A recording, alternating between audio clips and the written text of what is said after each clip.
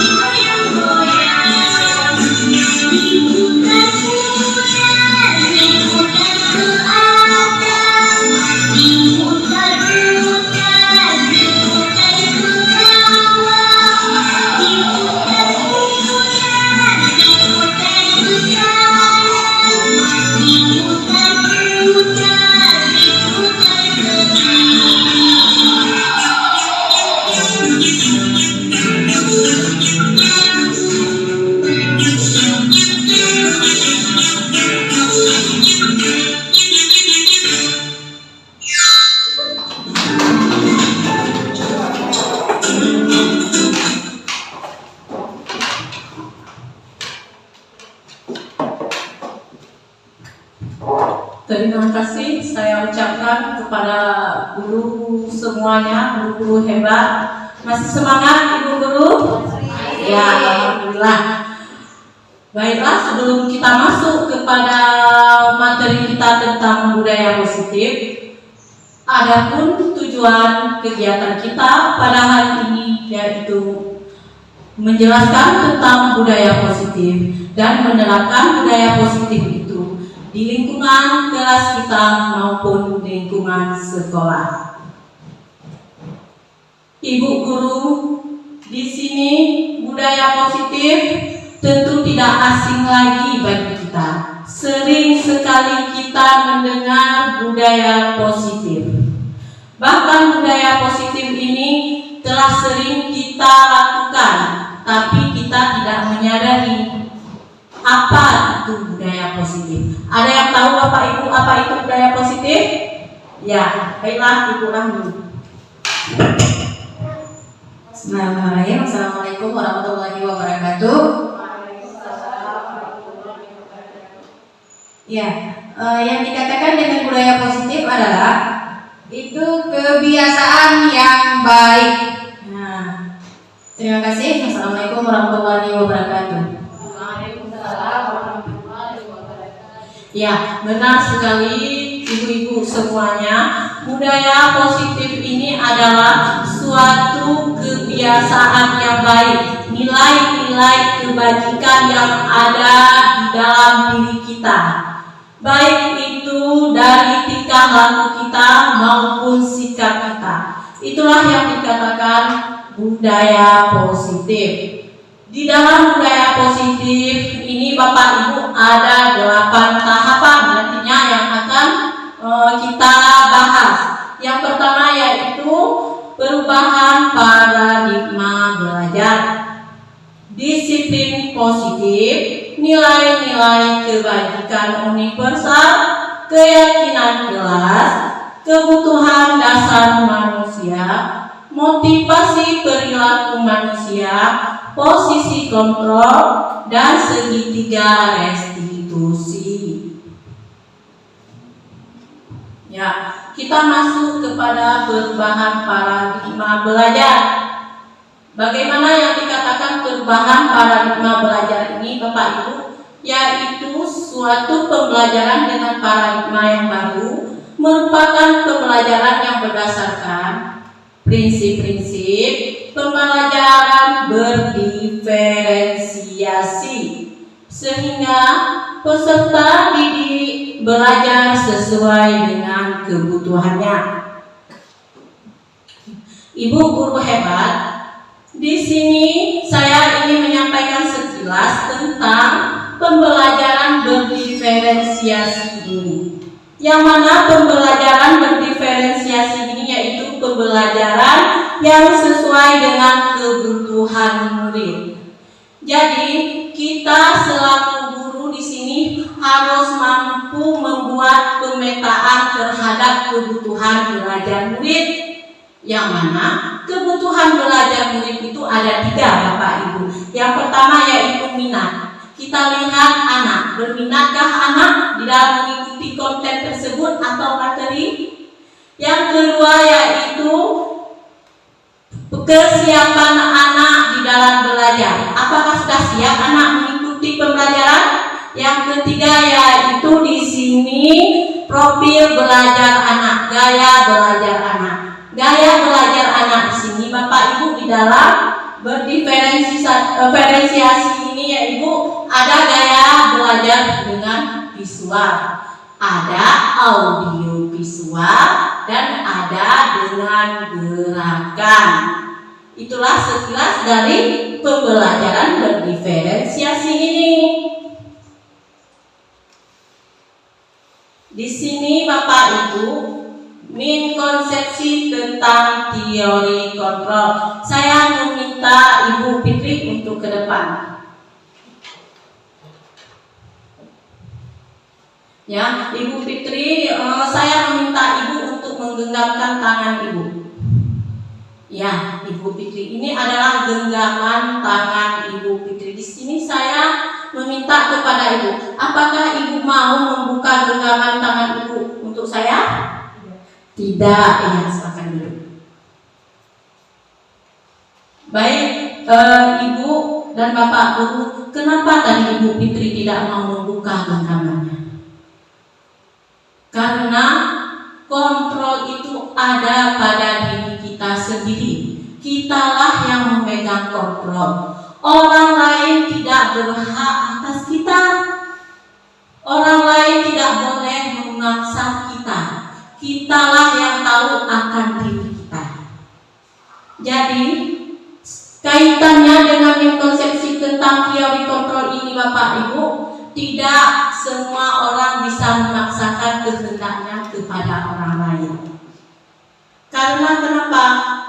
Teori kontrol itu ada pada diri masing-masing kita. Kitalah yang berhak menentukan apakah kita buka genggaman ini ataupun tidak. Selanjutnya, mengubah paradigma stimulus respon ke pendekatan teori kontrol. Di sini pada stimulus respon, realitas kebutuhan kita itu sama. Pada teori kontrol, realitas kebutuhan kita berbeda karena antara kebutuhan yang satu dengan yang lainnya jelas berbeda. Semua orang melihat hal yang sama. Setiap orang memiliki gambaran yang berbeda. Kita mencoba mengubah orang agar berpandangan sama dengan kita. Kita berusaha memahami pandangan orang lain tentang dunia. Perilaku buruk dilihat sebagai suatu kesalahan. Semua perilaku memiliki tujuan. Bapak dan Ibu semuanya, di sini apapun yang orang lakukan, apapun yang diperbuat memiliki tujuan tertentu. Orang lain bisa mengontrol saya pada stimulus respon, tapi pada teori kontrol hanya Anda yang bisa mengontrol diri Anda. Seperti yang saya sampaikan tadi, saya bisa mengontrol orang lain, Anda tidak bisa mengontrol orang lain. Pemaksaan ada pada saat rujukan gagal. Kolaborasi dan konsensus menciptakan pilihan-pilihan yang baru. Model berpikir menang kalah pada teori kontrol, model berpikir menang-menang. Selanjutnya Bapak Ibu, kita masuk kepada disiplin positif. Disiplin ini berasal dari kata disiplina, yang artinya belajar. Disiplin mengacu pada disiplin diri yang memiliki tanggung jawab terhadap apa yang dilakukan berdasar nilai-nilai yang diyakini.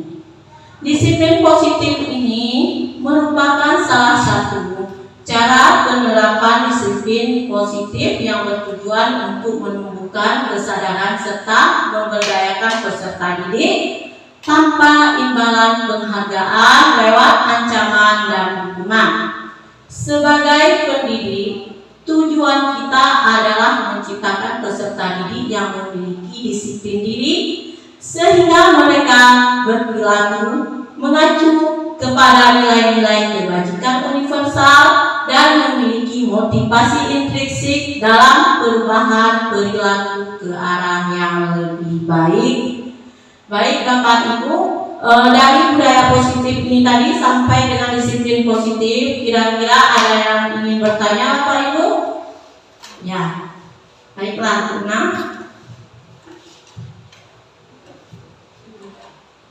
Assalamualaikum warahmatullahi wabarakatuh. Waalaikumsalam warahmatullahi wabarakatuh. Saya ingin bertanya, bagaimana kita menciptakan budaya positif dan apa saja contohnya? Itu saja. Assalamualaikum warahmatullahi wabarakatuh. Waalaikumsalam warahmatullahi wabarakatuh. Baik. Baiklah Bapak Ibu. Di sini tadi Ibu Una bertanya bagaimana cara kita menciptakan budaya positif itu dan apa saja contohnya ya. Baiklah Bapak Ibu, cara kita menciptakan budaya positif itu baik di dalam lingkungan kelas kita maupun di dalam lingkungan sekolah kita. Terutama sekali yang kita lakukan adalah membiasakan hal-hal yang positif. Apa itu hal-hal yang positif Bapak dan Ibu guru? Sepertinya kita yang pertama kali yaitu menciptakan disiplin yang positif. Dan kita membiasakan yaitu 5S. Sapa, sopan, santun, salam, dan senyum. Dengan sendirinya budaya positif itu tercipta Bapak Ibu. Contoh budaya positif di sini kita telah kita laksanakan dalam kegiatan kita. Budaya positif di sini banyak sekali contohnya. Yang pertama, kita telah melakukan gerakan literasi di pagi hari, seperti berpidato, itu sudah masuk ke dalam budaya positif. Yang kedua, pada hari Jumat kita telah membaca Yasin. Membaca Yasin itu juga budaya yang positif. Yang ketiga, senam, kesehatan jasmani dan rohani. Selanjutnya, berbaris sebelum masuk kelas, berdoa dan sebelum sesudah belajar. Itu masuk ke dalam budaya positif. Bagaimana Ibu, bisa dimengerti? Ya, alhamdulillah. Selanjutnya, nilai-nilai kebajikan. Di sini Bapak Ibu ada 3 nilai kebajikan yang disepakati bersama. Ada yang namanya profil pelajar Pancasila, ada program PDP, ada keterampilan hidup life skill. Di antara ketiga program ini Bapak Ibu yang harus ada pada anak kita yaitu profil pelajar Pancasila. Kenapa? Karena di dalam PYP dan life skill ini sudah terdapat pada profil pelajar Pancasila. Yang pertama, ada 6 dimensi: beriman dan bertakwa kepada Tuhan Yang Maha Esa. Yang kedua di sini berkebinekaan global, gotong royong, mandiri, kreatif, dan bernalar kritis. Jadi semua itu harus ada pada murid kita, sehingga terbentuklah tadi murid pembelajar sepanjang hayat Bapak Ibu. Selanjutnya yaitu adanya kebutuhan dasar manusia. Adanya kebutuhan dasar manusia. Kebutuhan dasar manusia ini adalah segala sesuatu yang kita lakukan untuk mendapatkan apa yang kita inginkan. Jadi seluruh tindakan yang kita lakukan ini memiliki tujuan, dan semua usaha terbaik yang kita lakukan adalah dalam rangka agar kebutuhan dasar kita terpenuhi dengan baik. Di sini Bapak Ibu ada 5 kebutuhan dasar manusia. Ada 5 kebutuhan dasar manusia. Yang pertama yaitu bertahan hidup, kedua kasih sayang dan rasa diterima, ketiga penguasaan, keempat kebebasan, dan kelima di sini kesenangan. Yang mana dikatakan bertahan hidup ini sangat jelas Ibu. Kita butuh makanan, butuh pakaian, butuh tempat tinggal yang nyaman.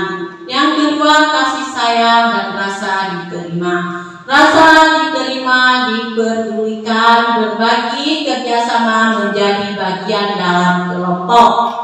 Di sini kita selaku pendidik Bapak Ibu, kita tidak boleh membedakan antara murid yang satu dengan murid yang lainnya.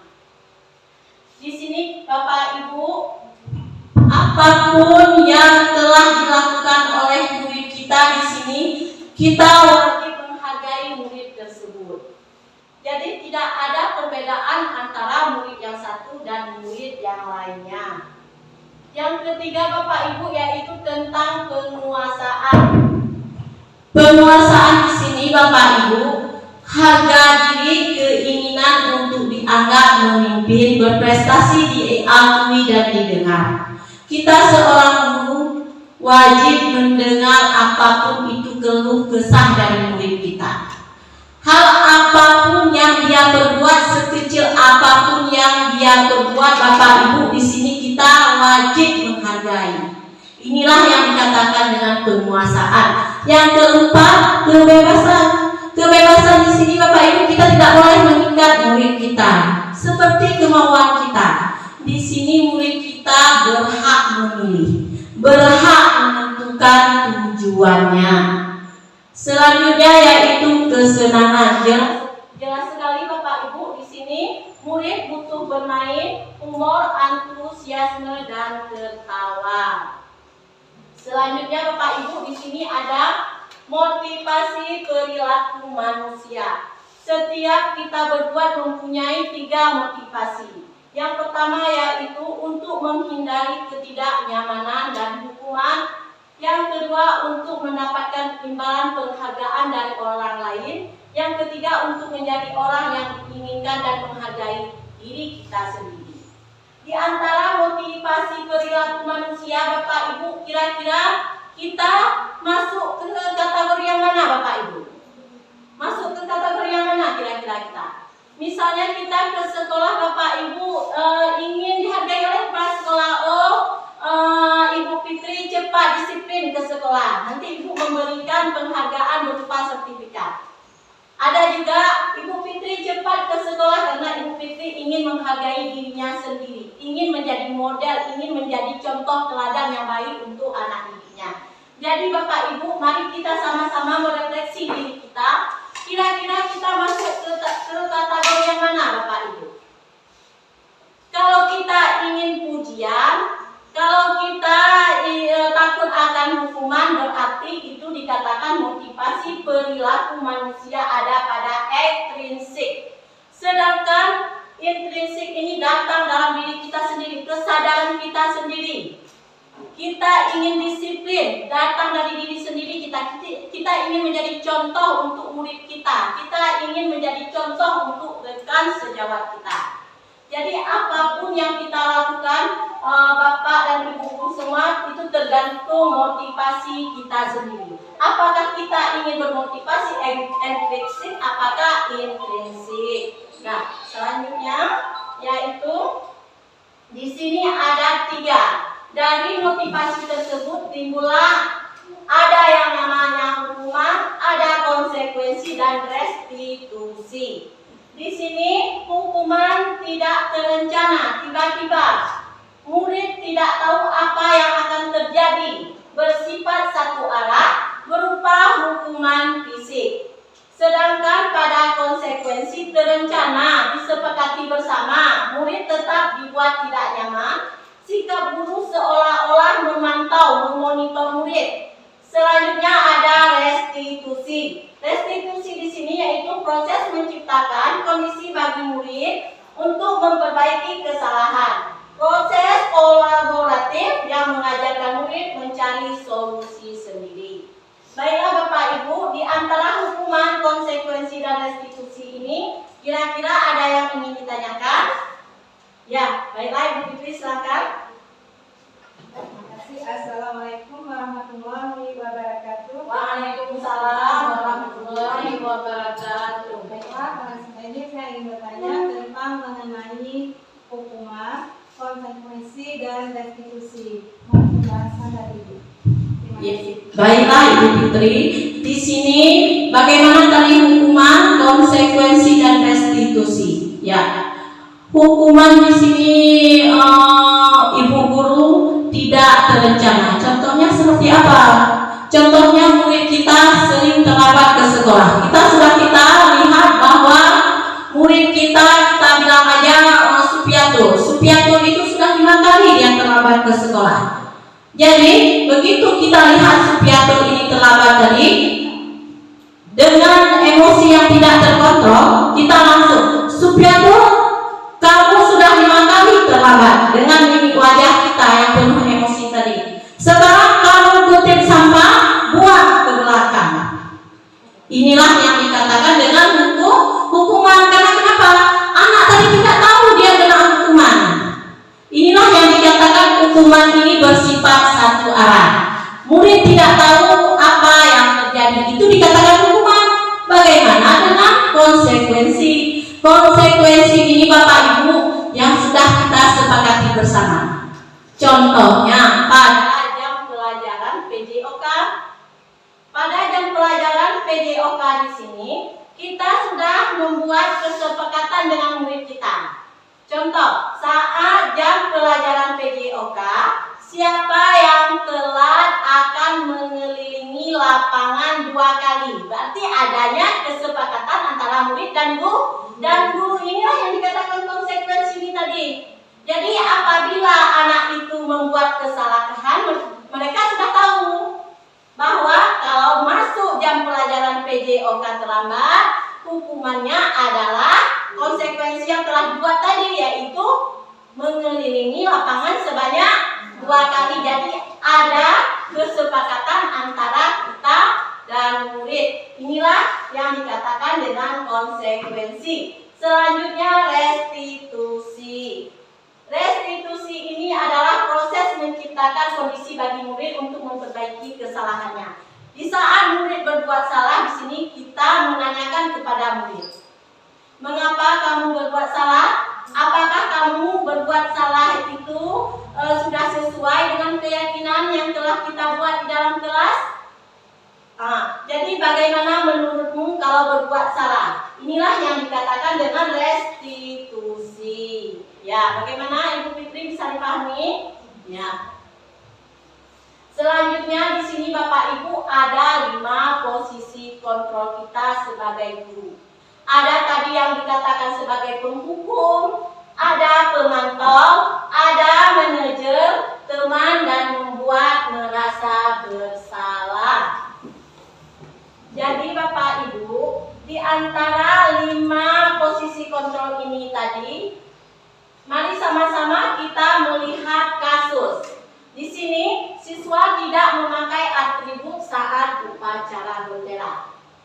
Hukuman posisi guru sebagai penghukum. Hormat pada bendera selama 1 jam. Hormat, kata perintah hormat pada bendera 1 jam karena kamu tidak memakai atribut yang lengkap. Itu sudah masuk kita kepada posisi penghukum. Yang membuat merasa bersalah bagaimana Bapak Ibu? Berapa kali Bapak Ibu bilang, memberitahukan kamu, selalu saja kamu mengecewakan Bapak Ibu. Ada kata-kata kecewa di sini. Namun walaupun pembuat merasa bersalah ini Bapak Ibu ada kata-kata mengecewakan di sini, tapi tidak efektif bagi anak. Kenapa? Karena di sini anak tidak percaya diri. Selanjutnya yaitu ada teman. Posisi teman ada yang berakibat positif, ada juga yang berakibat kepada negatif. Ayo dong ikuti aturan sekolah, tolong bantu ibu. Sekali ini saja. Di sini anak beranggapan Bapak Ibu, oh besok kita ulangi lagi. Karena pasti ibu guru berkata hal yang sama. Dan selanjutnya yaitu posisi pemantau. Posisi pemantau ini kita seorang guru memonitor dari jauh Bapak Ibu. Di sini kita berkata kepada anak, kamu sudah melanggar peraturan sekolah. Kamu tahu konsekuensinya. Setelah upacara kamu beri di koperasi atribut dan jangan ulangi lagi. Ini yaitu ada pada pemantau. Selanjutnya yaitu Bapak Ibu manajer. Manajer di sini, apakah kamu tahu kesalahanmu? Kira-kira bagaimana kamu memperbaiki kesalahan tersebut? Ini ada pada posisi manajer. Di antara kelima posisi tadi Bapak Ibu, kira-kira posisi mana yang tepat untuk kita sebagai guru? Ayo. Di antara 5 posisi tadi Bapak Ibu ada penghukum, ada membuat rasa bersalah sebagai teman, sebagai pemantau, dan manajer. Di antara 5 posisi kontrol, kira-kira apa yang tepat untuk kita? Yang mana yang tepat Bapak Ibu? Posisi yang mana? Iya, posisi manajer. Karena kenapa? Pada posisi ini yaitu guru dan murid bersama-sama mencari solusi dan murid bertanggung jawab atas kesalahan yang telah diperbuatnya. Ya, di sini Bapak Ibu, posisi kontrol manakah aku? Saya kecewa sekali dengan kamu. Kata-kata kecewa tadi masuk ke mana?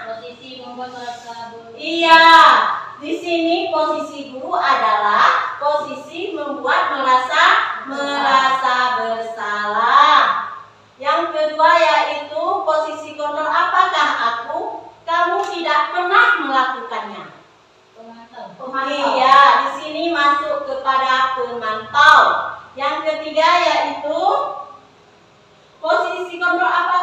Apa rencanamu? Kita menanyakan rencana untuk menyelesaikan masalah ini. Pemantau juga. Memantau. Ada yang lain? Iya, ini adalah posisi manajer karena kita memberikan solusi kepada murid untuk mencari jalan keluar. Selanjutnya yaitu di sini ada posisi kontrol. Ayo lakukanlah demi Bapak. Di sini ya, betul sekali. Di sini jelas bahwa posisi kontrol ini adalah sebagai teman. Ya, sekarang kita masuk keyakinan kelas. Mengapa keyakinan kelas? Mengapa bukan peraturan kelas saja? Baiklah Bapak Ibu, marilah sama-sama kita menyaksikan video tentang keyakinan kelas.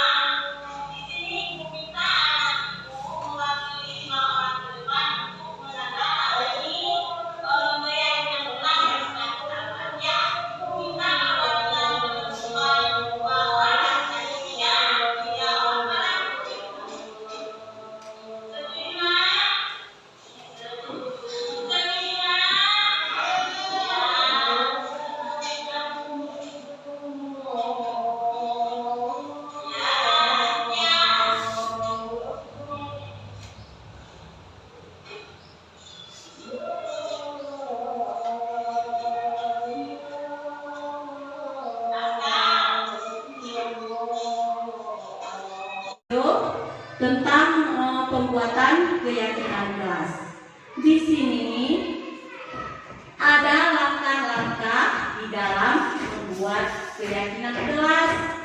Yang pertama, langkah tersebut yaitu bersifat abstrak. Yang kedua di sini berupa pertanyaan yang universal. Yang ketiga dibuat dalam pernyataan yang positif. Di sini yang keempat sedikit saja agar mudah diingat. 5. Sesuai dengan kondisi kelas kita dan sekolah sehingga mudah kita terapkan. Yang terakhir di sini semua warga sekolah, guru dan murid terlibat langsung di dalam membuat keyakinan kelas. Di sini Bapak Ibu ada segitiga restitusi. Segitiga restitusi ini kita gunakan untuk menyelesaikan mencari solusi bagi anak yang melanggar peraturan atau membuat kesalahan. Jadi, jika anak tersebut membuat suatu kesalahan, maka cara penyelesaiannya adalah dengan segitiga restitusi. Segitiga restitusi ini adalah proses menciptakan kondisi bagi peserta didik untuk memperbaiki kesalahan mereka, sehingga mereka bisa kembali pada kelompok mereka dengan karakter yang lebih kuat. Gosen 2004. Di dalam segitiga restitusi ini, Ibu, ada 3 tahap ataupun ada 3 langkah yang dilakukan atau yang kita terapkan. Yang pertama di sini kita menstabilkan identitas. Yang kedua, validasi tindakan yang salah. Yang ketiga, yakni menanyakan keyakinan.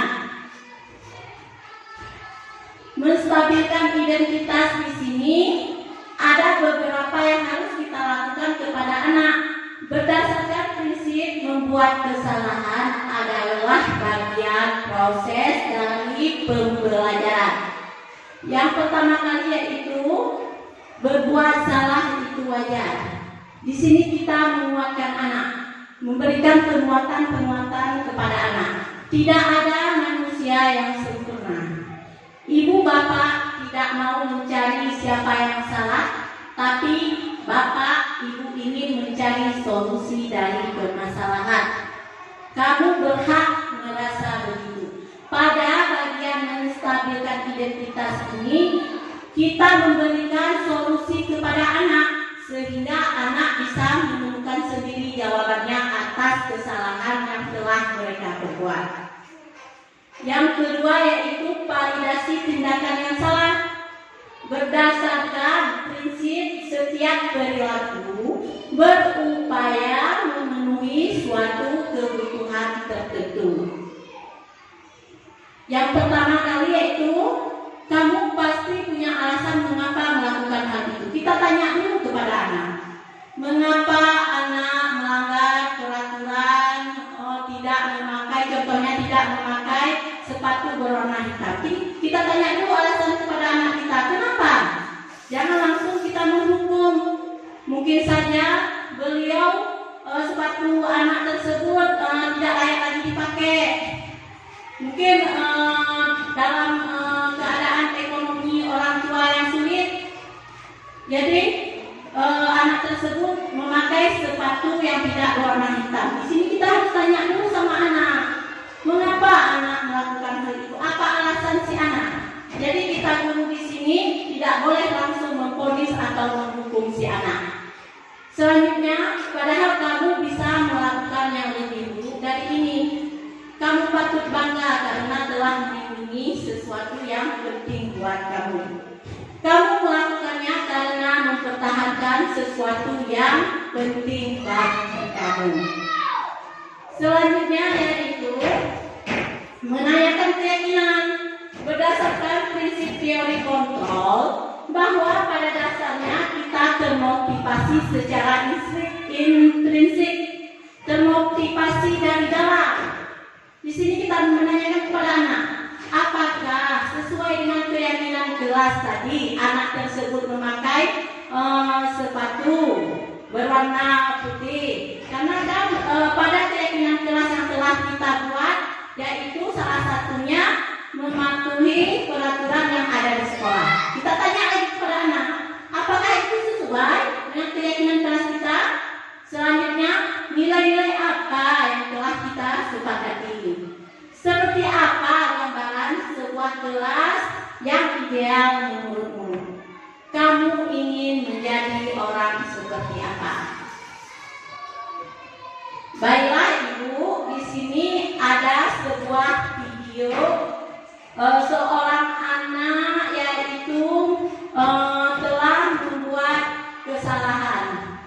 Jadi di sini cara penyelesaiannya adalah menggunakan segitiga restitusi. Mari bersama-sama Bapak Ibu guru kita menyaksikan video.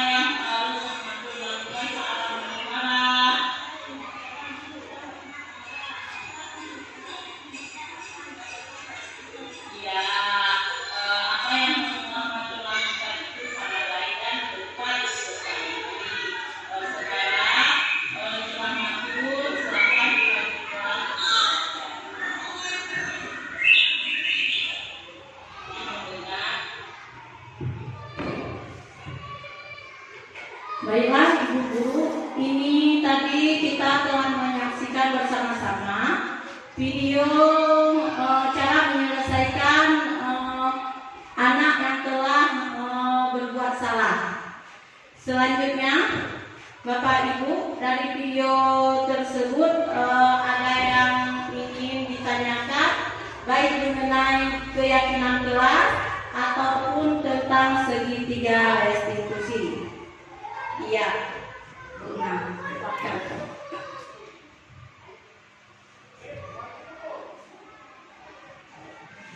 Assalamualaikum warahmatullahi wabarakatuh.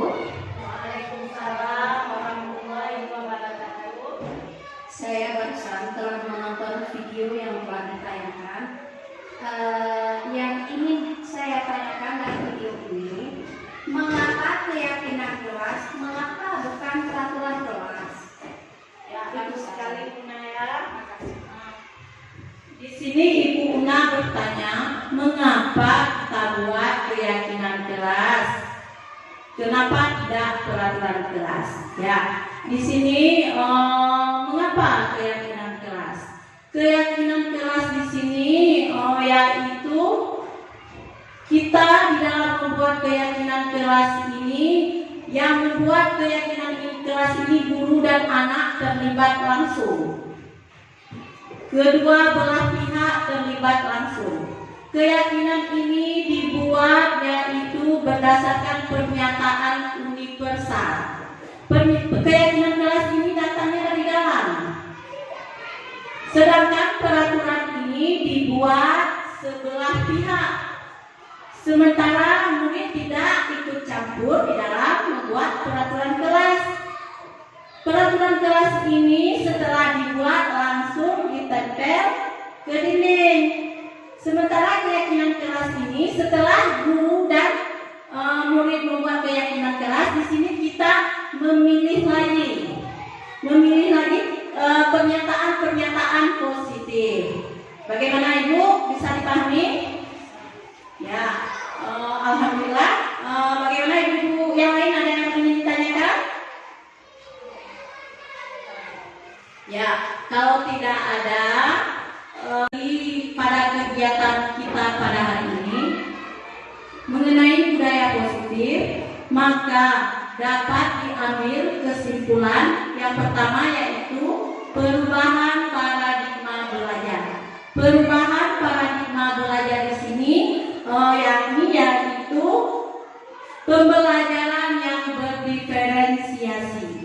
Pembelajaran berdiferensiasi di sini adalah pembelajaran yang memberikan keleluasan kepada murid, sehingga di dalam pembelajaran berdiferensiasi ini, di sini kita dulu harus membuat pemetaan belajar kepada anak. Yang pertama yaitu kesiapan belajar anak, minat anak, serta profil gaya belajar anak. Yang kedua, disiplin positif. Disiplin positif ini merujuk pada nilai-nilai kebajikan. Yang ketiga, nilai-nilai kebajikan adalah nilai-nilai yang bersifat universal. Contohnya kepada murid kita tadi, murid kita harus memiliki profil pelajar Pancasila yang terdapat 6 dimensi. Selanjutnya ada keyakinan kelas, yang mana kita ketahui di dalam keyakinan kelas ini tadi, guru dan murid terlibat langsung di dalam membuat keyakinan kelas. Di sini keyakinan kelas harus kita buat di sini pernyataannya berbentuk abstrak, dan pada keyakinan kelas ini tidak perlu kita buatkan dalam beberapa tahapannya, Bapak dan Ibu guru ya. Di sini kita hanya membuat sedikit saja supaya mudah diingat oleh murid. Selanjutnya di sini ada kebutuhan dasar manusia, ada 5 kebutuhan dasar manusia. Motivasi perilaku manusia ada 2, motivasi ekstrinsik dan intrinsik. Di sini posisi kontrol, ada 5 posisi kontrol. Cuma bagi kita guru yang paling ideal adalah posisi manajer, karena pada posisi manajer di sini guru dan murid di sini sama-sama mencari solusi atas masalah tersebut. Dan di sini anak lebih bertanggung jawab atas kesalahan yang diperbuat. Yang terakhir yaitu segitiga restitusi. Segitiga restitusi ini kita gunakan bila anak melanggar kesalahan. Ada 3 tahap tadi. Yang pertama di sini kita terlebih dahulu menstabilkan identitas. Yang kedua, validasi tindakan yang salah. Yang ketiga, kita menanyakan keyakinan. Ibu guru semuanya, dengan adanya kegiatan kita pada hari ini, saya berharap kepada ibu guru, semoga apa yang telah saya mau sampaikan, saya paparkan bisa bermanfaat untuk kita semua. Saya ucapkan terima kasih banyak. Assalamualaikum warahmatullahi wabarakatuh. Waalaikumsalam warahmatullahi wabarakatuh. Warahmatullahi wabarakatuh. Waalaikumsalam warahmatullahi wabarakatuh. Apa kabar anak ibu pada hari ini? Baik. Alhamdulillah. Sehat semua anak ibu? Sehat. Ya. Apakah hari ini hadir semua ke sekolah? Tidak. Berapa orang yang tidak hadir, nak? 4 orang. Ya, tidak apa-apa. Anak-anak ibu semuanya, hari ini kita membuat keyakinan kelas kita yang terbaru.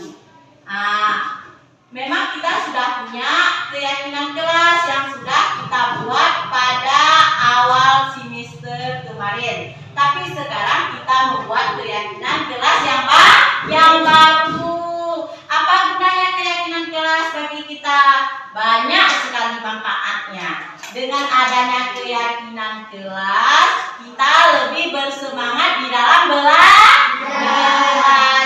Nanti ibu akan membagikan kertas kuning ini kepada anak ibu. Anak-anak ibu semuanya boleh menuliskan keyakinan kelasnya, kemauan belajarnya seperti apa anak ibu, seperti yang sudah kita buat pada awal semester. Nanti kertas kuning ini ibu bagikan satu-satu.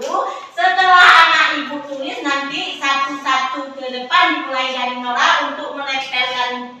Paham nak? Ya, sekarang kertas ini ibu bagikan. Yang sudah ibu bagikan kertas, boleh anak ibu tulis. Ya, tulisnya jangan ini nak ya, biar enak kita tempelkan.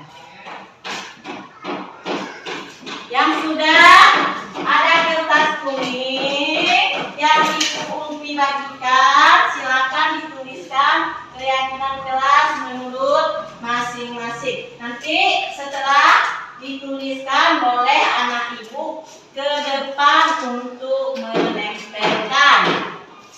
Nah, sudah ada yang siap nak? Silakan ditulis ya. Kira-kira keyakinan kelas seperti apa yang kita inginkan? Ya, sudah siap para? Ya, silakan para ke depan. Tempelkan di sini. Sini nak. Ya, sini tempelkan. Ya. Oke, ada lagi? Siapa yang sudah siap? Sylvia? Siapa yang sudah siap? Tempelkan. Sudah, ada lagi? Satu-satu nak? Ya. Sini nak, Askar. Nah, Ucebi. Oke.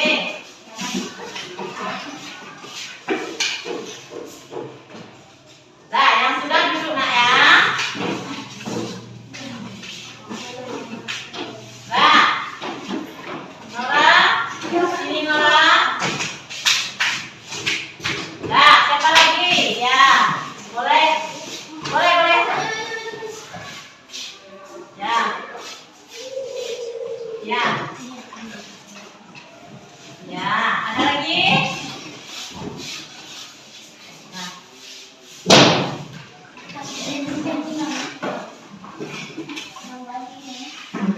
Ada lagi anak ibu? Sini nak.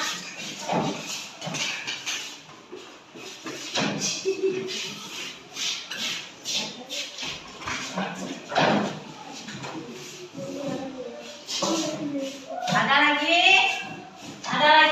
Sudah habis? Sudah habis sama ibu? Ya, alhamdulillah. Semua anak ibu sudah berpendapat, sudah menuliskan keyakinan kelas itu anak ibu tulis berdasarkan kemauan di dalam diri sendiri. Sekarang ibu Ulfi baca yang pertama, yaitu saling menghormati. Ya, saling menghormati. Kata kuncinya yaitu menghormati.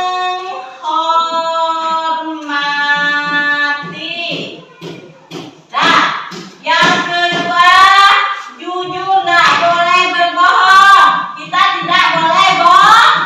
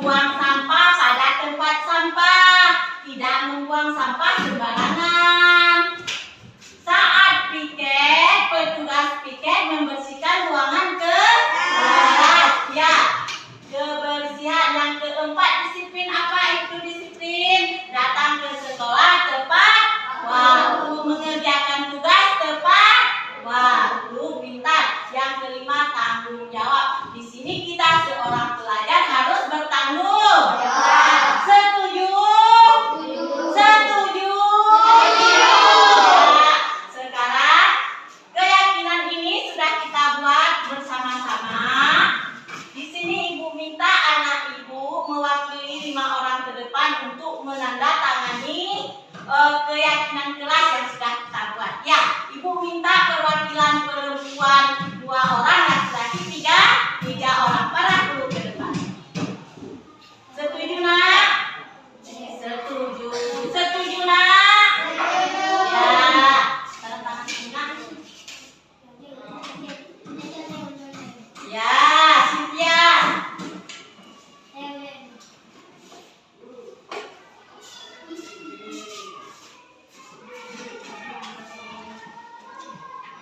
Askar.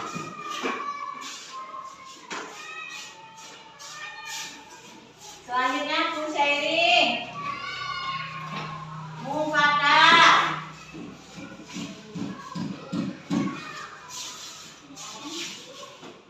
Muhammad Abdul Mubarak. Muhammad Abdul Mubarak.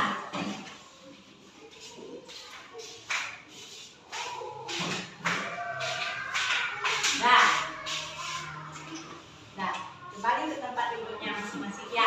Di sini sudah kita tanda tangan, di bawah kita sudah setuju atas. Assalamualaikum warahmatullahi wabarakatuh. Saya Sufiatul dari kelas 5. Terima kasih Ibu, saya sudah memahami apa itu keyakinan kelas.